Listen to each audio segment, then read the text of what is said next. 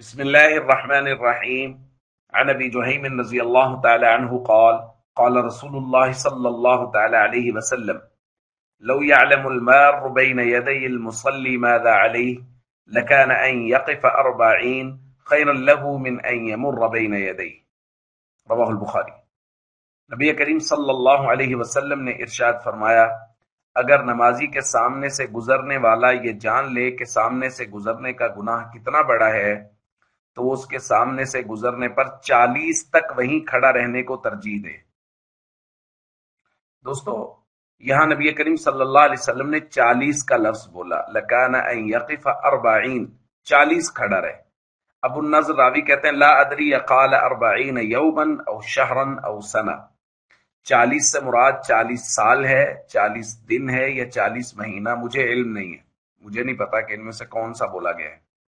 لیکن آپ حساسیت کا اندازہ کریں کہ نمازی کے سامنے سے گزرنا اتنا بڑا گناہ ہے کہ نبی کریم صلی اللہ علیہ وسلم فرما رہے کہ وہ 40 دن، کم از کم 40 دن ہے نا، تو 40 دن کھڑا رہے لیکن نمازی کے سامنے سے نہ گزرے۔ اور دوسری روایت میں نبی کریم صلی اللہ علیہ وسلم نے ارشاد فرمایا لو یعلم المار بین یدی المصلی ماذا علیہ، نمازی کے سامنے سے گزرنے والا اگر جان لے کہ کتنا بڑا گناہ ہے، لکان ان یخسف بی خیرا من ان یمر بین یدی، وہ زمین میں دھسنا پسند کر لے گا کہ میں زمین میں دھس جاؤں، لیکن وہ نمازی کے سامنے سے نہیں گزرے گا۔ اتنا بڑا گناہ ہے۔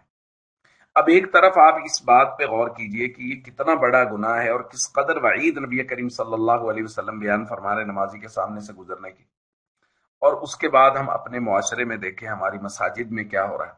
فرض نماز پڑھنے کے بعد بہت سارے لوگ جلدی میں، اس قدر جلدی میں نکلتے ہیں کہ بقیہ نماز پڑھنے والے لوگوں کی گردنیں پھلانگتے ہوئے، ان کے کندھے پھلانگتے ہوئے، ان کے سامنے سے گزرتے ہوئے نکل جاتے ہیں۔ جمعہ کی نماز پڑھنے کے بعد لوگ اس طرح جلدی نکلتے ہیں کہ گردنیں پھلانگتے ہوئے نماز پڑھتے ہوئے لوگوں کے سامنے سے گزرتے ہوئے نکل جاتے ہیں۔ 2 منٹ انتظار کر لیں گے تو آدمی سلام پھیر دے گا، تو اس کے بعد نماز ختم ہو جائے گی تو آسانی سے گزر بھی جائیں گے اور کوئی گناہ بھی نہیں ہوگا۔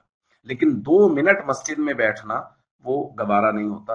روزانہ میں اور آپ اس طرح کا مشاہدہ کرتے ہیں اور شاید ہم لوگ خود بھی اس میں مبتلا ہیں۔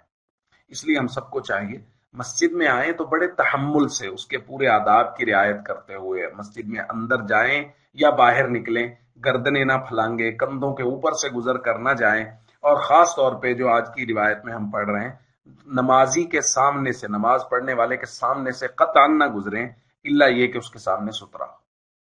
السلام علیکم ورحمۃ اللہ وبرکاتہ۔